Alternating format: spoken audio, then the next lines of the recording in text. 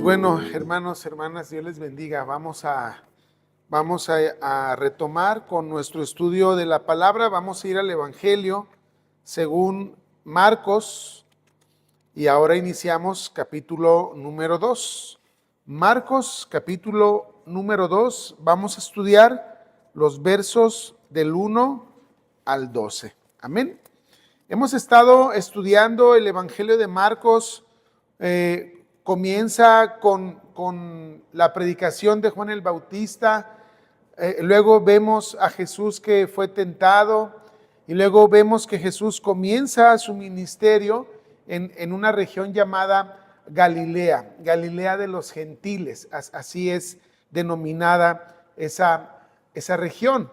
Entonces, mis hermanos, comenzamos a ver al Señor Jesús efectivamente haciendo su obra, predicando y sanando. En estos primeros pasajes del capítulo 1 vimos al Señor Jesús ya predicando en las sinagogas, pero también sanando, liberando. ¿Sí? Dice la Escritura que echó fuera demonios de personas que estaban viviendo con esta condición de opresión, pero también el Señor Jesús enseñando la palabra y sanando a personas, ¿de acuerdo? Ahora, vamos a ver entonces lo que dice el capítulo 2, versos del 1 al 12. Amén. La palabra del Señor dice así: entró Jesús otra vez en Capernaum después de algunos días y se oyó que estaba en casa. E inmediatamente se juntaron muchos, de manera que ya no cabían ni aún a la puerta, y les predicaba la palabra. Entonces vinieron a él trayendo un paralítico que era cargado por 4. Y como no podían acercarse a él a causa de la multitud, descubrieron el techo de donde estaba, y haciendo una abertura bajaron el lecho en que yacía el paralítico. Al ver Jesús la fe de ellos, dijo al paralítico: hijo, tus pecados te son perdonados. Estaban allí sentados algunos de los escribas, los cuales cavilaban en sus corazones: ¿por qué habla este así? Blasfemias dice. ¿Quién puede perdonar pecados sino solo Dios? Y conociendo luego Jesús en su espíritu que cavilaban de esta manera dentro de sí mismos, les dijo: ¿por qué caviláis así en vuestros corazones? ¿Qué es más fácil decir al paralítico: tus pecados te son perdonados? O decirle: levántate, toma tu lecho y anda. Pues para que sepáis que el Hijo del Hombre tiene potestad en la tierra para perdonar pecados, dijo al paralítico: a ti te digo, levántate, toma tu lecho y vete a tu casa. Entonces él se levantó enseguida y tomando su lecho salió delante de todos, de manera que todos se asombraron y glorificaron a Dios, diciendo: nunca hemos visto tal cosa. Vamos a orar. Amén. Amado Padre Celestial, te damos gracias, Señor, por la bendición de venir a tu palabra. Ahora te pedimos, Dios, que nos des entendimiento para comprender, para discernir lo que tú nos quieres decir. Danos, Señor, la sabiduría que viene de ti para poner por obra esta palabra en nuestras vidas. Te lo pedimos, Padre, en el nombre de Cristo Jesús. Amén. Iniciamos, hermanos, reflexionando sobre los 2 primeros versos. Fíjense ustedes los 2 primeros versos. Dice la Escritura que Jesús entró otra vez, ¿en dónde? A una ciudad llamada Capernaum. Capernaum, vamos a encontrar este nombre de manera constante en los evangelios. ¿Por qué? Porque era la ciudad donde el Señor Jesús sentó su residencia, su base, vamos a decirlo. Incluso, fíjense ustedes, dice que estaba en casa, dándonos a entender que esa ciudad era el lugar donde el Señor Jesús pasaba la mayor parte del tiempo. En su casa, dice aquí, ¿verdad? Dice, y se oyó que estaba en casa. En el Evangelio de Mateo, en esta parte, en este pasaje paralelo en el Evangelio de Mateo, dice que llegó a su ciudad, para confirmarnos pues la idea de que Capernaum era el lugar donde el Señor Jesús habitaba de manera cotidiana.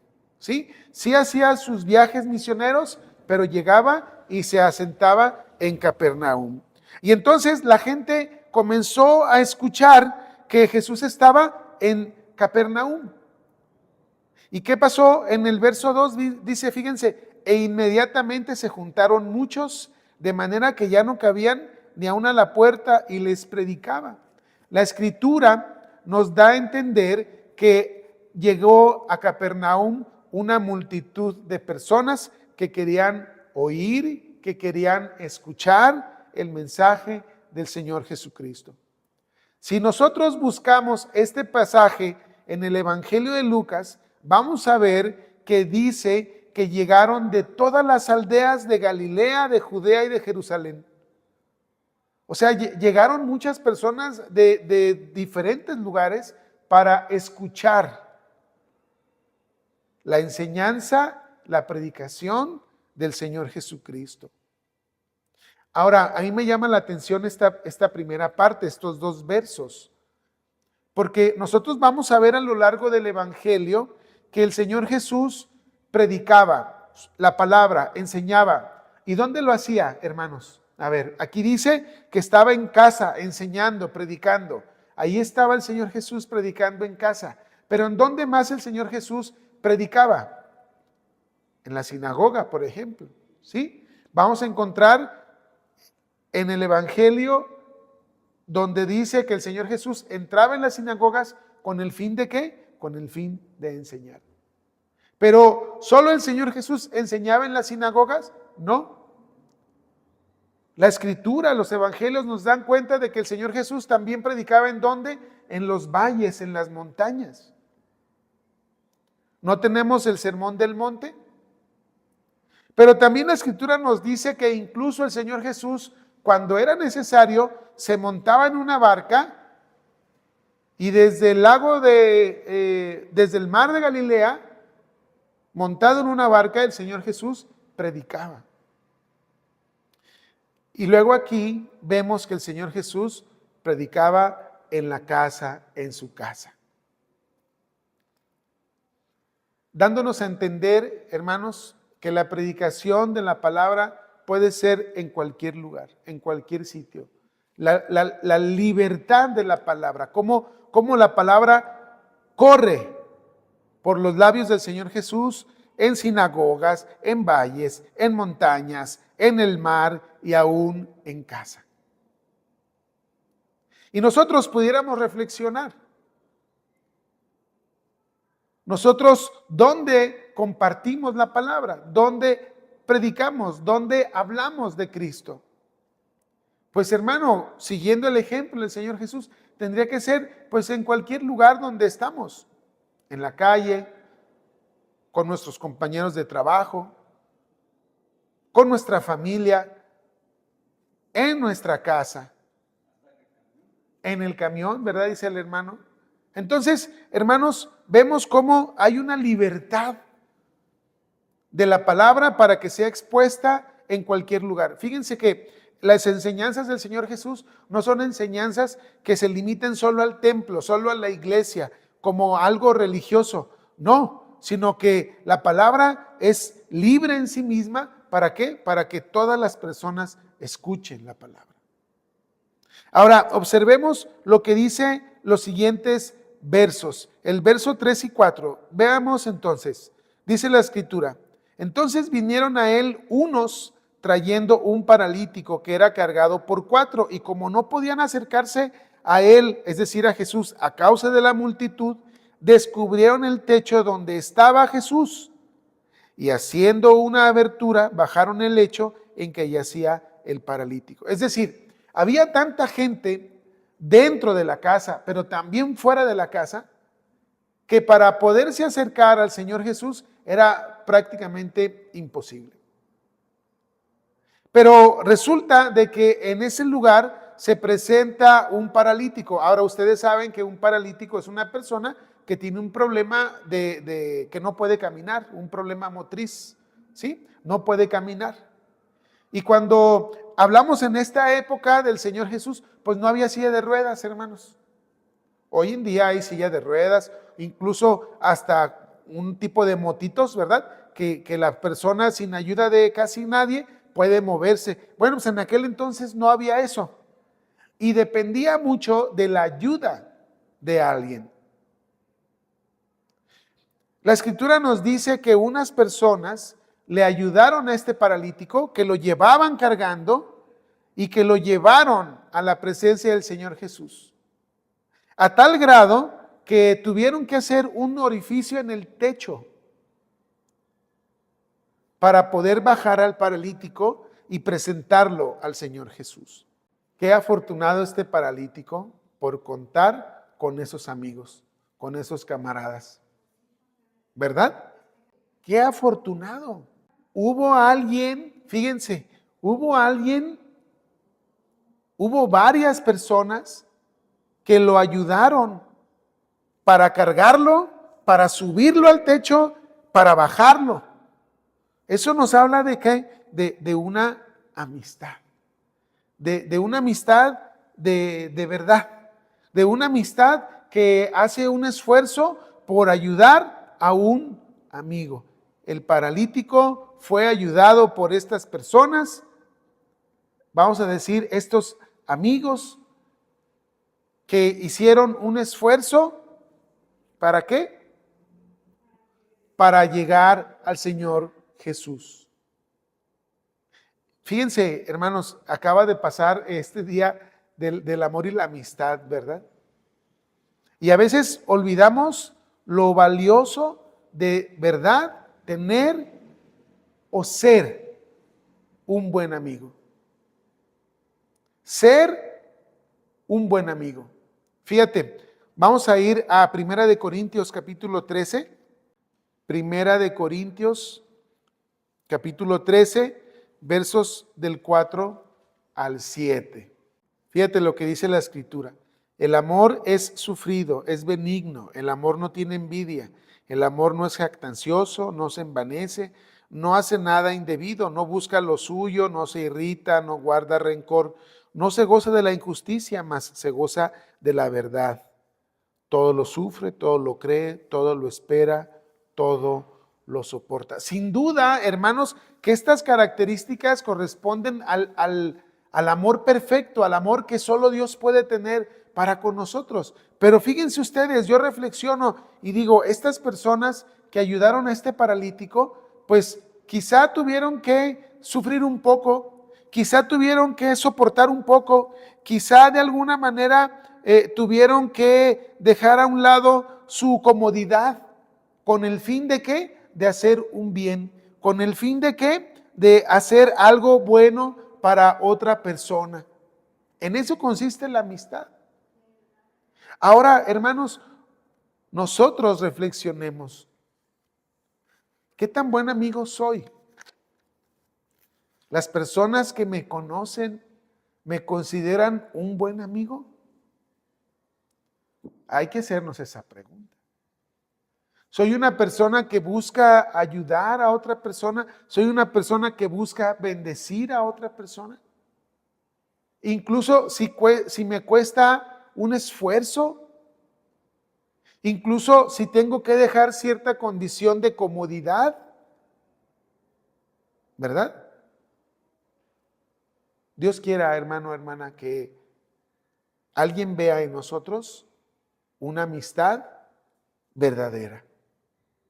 Una amistad como la de estos hombres que bajaron al paralítico al Señor Jesús. Y no seamos malos amigos. Y no seamos piedra de tropiezo. Hace muchos años, antes de conocer de Cristo, un conocido, no sé, estábamos en una reunión, no sé qué pasó. Y entonces yo lo vi que empezó así a tomar mucho y yo no estaba tomando, la verdad. Y entonces le digo, oye, ¿por qué estás tomando? ¿Por qué estás tomando tanto? Y luego me dice, es que yo comencé a tomar porque yo veía que tú tomabas. Me sentí muy mal, porque no fui un buen ejemplo para él. No fui una buena amistad para él. Finalmente, cada quien es responsable de sus actos, pero muchas veces nuestra amistad o nuestra relación con alguien, a veces somos estorbo. Y no debe de ser así, al contrario. Tenemos que ser como estos amigos del paralítico que hicieron un esfuerzo, ¿para qué? Para acercarlo a Cristo. Tus amistades, mis amistades. ¿Qué tanto hemos hecho para llevarlos a Cristo? Tus amistades. ¿Qué tanto hemos hecho para llevarlos a Cristo? A nuestras familias. ¿Qué tanto hemos hecho para llevarlos a Cristo? Reflexionemos, hermanos. Veamos lo que dice los versos del 5 al 12, ya para casi finalizar. Al ver Jesús la fe de ellos, dijo al paralítico, hijo, tus pecados te son perdonados. Aquí hay algo muy importante. El Señor Jesús todo lo sabe, todo lo ve, todo lo conoce. Y pudo ver la fe de los amigos del paralítico y al paralítico. Pudo ver la fe que había en ellos. Pudo ver que ellos se acercaron con toda la seguridad y con toda la certeza de que el Señor Jesús podía sanarlo, de que el Señor Jesús podía arreglar su situación. El Señor Jesús ve la fe de ellos. Recordemos que la Escritura nos enseña que sin fe es imposible agradar a Dios. Que el que se acerca a Dios crea que le hay. Entonces, hermanos, el Señor Jesús vio la fe de ellos. Hermano, hermana, el Señor ve nuestra fe también. Él lo ve todo. Pero fíjense, como lo ve todo, también vio el corazón de las personas que estaban ahí y dudaron. Y en su corazón dijeron cosas. Fíjense ustedes, estaban ahí sentados algunos de los escribas, verso 6, los cuales cavilaban en sus corazones. Cavilaban es como estar pensando, ¿verdad? ¿Por qué habla este así? Es decir, el Señor Jesús. ¿Por qué habla este así? Blasfemias dice. ¿Quién puede perdonar pecados sino solo Dios? El Señor Jesús vio eso en su corazón. El Señor Jesús pudo ver la fe de los amigos del paralítico y la fe del paralítico, pero también pudo ver la incredulidad de estos hombres que eran fariseos y que eran doctores de la ley, expertos de la ley, expertos en las Sagradas Escrituras. ¿Cómo es que un hombre experto en las Sagradas Escrituras puede no tener fe? Bueno, aquí dice que así ocurrió. Y es que, hermanos, no se trata de saber por saber, sino se trata de conocer la palabra para que a través de la fe nos lleve a la presencia del Señor. Nos lleve a confiar en el Señor, nos lleve a creer en el Señor, nos lleve a poner nuestra fe en el Señor. Que el conocimiento de las Sagradas Escrituras no sea para una vanagloria, sino sea más bien ¿para qué? Para llevarnos a creer, a confiar. Y no como estas personas, que el conocimiento que tenían de la Escritura era para alimentar su ego, su orgullo. El Señor Jesús pudo ver la fe de ellos y pudo ver la incredulidad de los fariseos. El Señor ve todo. El Señor te ve a ti, me ve a mí y Él ve todo.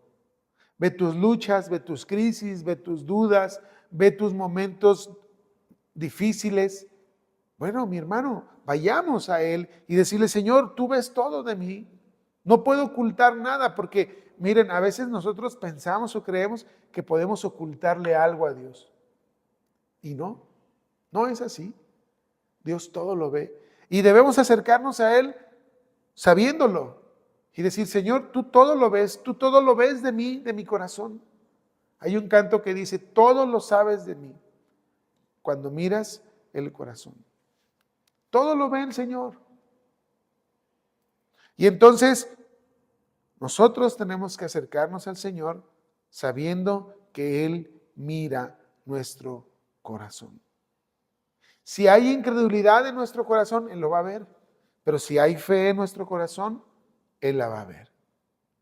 Y el Señor Jesús le dice, tus pecados te son perdonados. Y entonces ellos comienzan a dudar, a cavilar en su corazón, no se lo externan, no lo dicen de palabra, lo piensan para ellos. Y el Señor Jesús, sabiendo que están pensando estas cosas, porque ya dijimos que el Señor todo lo conoce, les dice, ¿por qué caviláis así en vuestros corazones? ¿Por qué piensas esto? No sé cómo reaccionaron ellos, pero yo me hubiera quedado atónito, sorprendido de que una persona que está ahí pudiera leer mi mente. Y es que el Señor Jesús lee la mente y el corazón del hombre, porque nada hay encubierto para Él. Para ti, para mí, sí.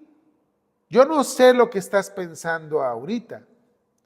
Tú no sabes lo que estoy pensando ahorita, pero Dios sí sabe lo que tú piensas ahorita y lo que yo pienso ahorita. Y el Señor Jesús dice, ¿por qué piensas así en vuestros corazones? ¿Qué es más fácil decir al paralítico? Y les pregunta, los cuestiona. A ver, según tú, desde tu sabiduría, ¿te crees muy sabio? ¿Te crees muy inteligente? ¿Te crees muy doctor de la ley? ¿Muy maestro de la ley? ¿Qué es más fácil según tú? Fíjense cómo el Señor Jesús los confronta. ¿Qué es más fácil según tú? Decir al paralítico, tus pecados te son perdonados, o decirle, levántate, toma tu lecho y anda. ¿Qué es más fácil para ti? Híjole, pues yo digo, pensando en mí, yo digo, para mí, pues es más, todo es difícil. Yo no puedo decir eso, yo no puedo decirle a alguien, tus pecados son perdonados. Es imposible para mí decirlo. O sea, tal vez lo puedo decir, pero es imposible que se dé por mi palabra, por mi dicho. Es imposible que yo le diga a un paralítico, levántate y anda. Para mí, en mis palabras, eso es imposible. Entonces el Señor Jesús los está confrontando con una realidad. Ustedes se creen mucho, ustedes piensan que saben mucho. Díganme qué es más fácil decirle al paralítico, tus pecados te son perdonados, o levántate, toma tu lecho y anda. ¿Qué es más fácil? ¿Quién respondió? Nadie respondió. Porque no había respuesta humana para ello. Porque miren, hermanos, hay respuestas que solo el Señor tiene para nosotros. Hay respuestas en la vida, mi hermana, mi hermano, que solo el Señor tiene, nadie más. Tú y yo, hay muchas cosas que no entendemos y que no comprendemos, pero que solo Dios comprende, que solo Dios tiene la respuesta. Vayamos al Señor Jesús a que traiga respuesta de estas cosas. Señor, yo no sé por qué está pasando esto. Señor, yo no entiendo qué está pasando. Señor, yo no sé por qué está ocurriendo esto, pero tú todo lo sabes. Señor, tú dame paz en mi corazón para entender que tú todo lo tienes bajo tu control. ¿Verdad? Porque hay veces que nos desesperamos, nos angustiamos y es parte de nuestra humanidad, pero estamos aquí ante el Señor, que todo lo sabe y que todo lo puede. ¿Sí se dan cuenta cómo aquí estamos encontrando dos atributos de Dios en el Señor Jesús? Todo lo sabe porque lee el pensamiento, el corazón del hombre, y todo lo puede. Puede perdonar pecados y puede sanar al enfermo. Gloria a Dios. Gloria al Señor. Y entonces, fíjense ustedes el verso 11. A ti te digo, levanta tu lecho y vete a tu casa. Si nosotros notamos el verso 5, ya le había dicho, hijo, tus pecados te son perdonados. Y entonces observamos aquí el patrón que estudiamos el domingo pasado, donde decíamos, el Señor ve nuestra necesidad, Él ve nuestra enfermedad. Recordamos que en el capítulo anterior vimos cómo el Señor Jesús sanó a un leproso. El Señor ve la necesidad del leproso. Pero más allá de la necesidad del cuerpo, de la piel, de nuestras piernas, de nuestros miembros de nuestro cuerpo, Él ve la necesidad espiritual que hay en nuestra vida. Y por eso lo primero que le dice al paralítico no es levántate, toma tu lecho y anda. Lo primero que le dice al paralítico que es, tus pecados te son perdonados. ¿Por qué, hermano, hermana? Hay que entender esto y que nos quede claro. El Señor Jesús es prioridad. Prioridad para el Señor Jesús, el perdón de pecados para nuestras almas. A lo mejor para ti, para mí no.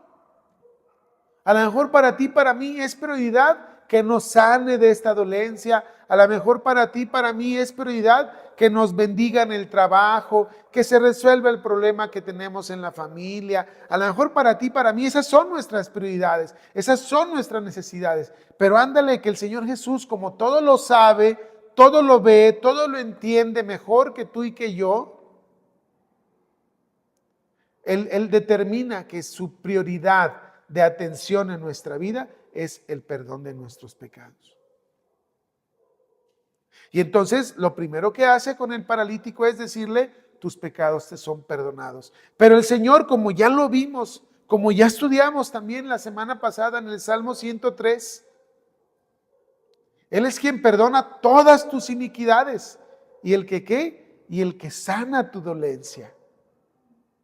Y entonces vemos aquí al Señor Jesús aplicando ese patrón, perdonando pecados y sanando. Perdonando pecados y bendiciendo y añadiendo.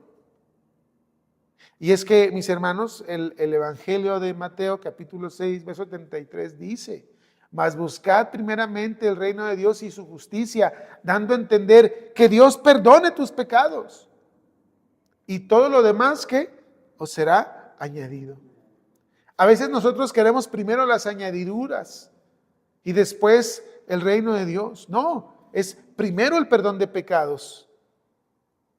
Y después, fíjense, y después todavía el Señor añade, bendice. No solo con el perdón de pecados, sino imagínense a este hombre paralítico. Entró a ese lugar por el techo, paralítico y condenado. ¿Por qué condenado? Pues la Escritura dice que todos hemos sido destituidos ¿de qué? De la gloria de Dios. Por cuanto todos pecaron, están destituidos de la gloria de Dios. El paralítico entró así a la presencia del Señor Jesús, siendo un hombre condenado espiritualmente y un hombre físicamente imposibilitado, porque era un paralítico, estaba postrado. ¿Cómo llegamos tú y yo a la presencia del Señor Jesús? Pues condenados, ¿no? Condenados. Y puede ser que hayamos llegado con una problemática bien fuerte en nuestra vida. Un problema familiar, un problema matrimonial, un problema económico, un problema de salud, yo no sé. Yo no sé cómo te encontró a ti el Señor, pero de lo que sí estoy seguro es de que el Señor en tu vida ha traído perdón de pecados. Y no se ha quedado ahí, sino que ha añadido a tu vida. Amén. ¿Puedes decir amén? Estoy seguro que el Señor ha añadido a tu vida. Voy a decirlo en términos coloquiales, como la gente lo puede entender mejor. Ha traído bendiciones a tu vida. ¿Por qué? Porque Dios es bueno. Porque es misericordioso. Sí, trae perdón de pecados, pero además atiende a nuestra necesidad. Vuelvo a citar el Salmo 103. Se acuerda de nuestra condición que somos polvo. Él es quien saca del hoyo tu vida. Imagínense aquí este paralítico Entró, vuelvo a decir, entró condenado y en un lecho porque no podía caminar, dependiendo de otros en todos los sentidos. Veamos cómo salió. Entonces, verso 12, entonces él se levantó enseguida y tomando su lecho, salió delante de todos, de manera que todos se asombraron y glorificaron a Dios diciendo, nunca hemos visto tal cosa. ¿Cómo salió este hombre que entró condenado y paralítico? Salió siendo un hombre bendecido por Dios porque Dios le perdonó sus pecados. Un hombre lleno de gracia, un hombre lleno de misericordia, un hombre que estaba recibiendo un favor inmerecido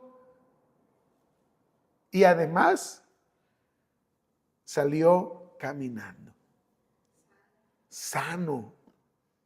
Qué bendición, hermano.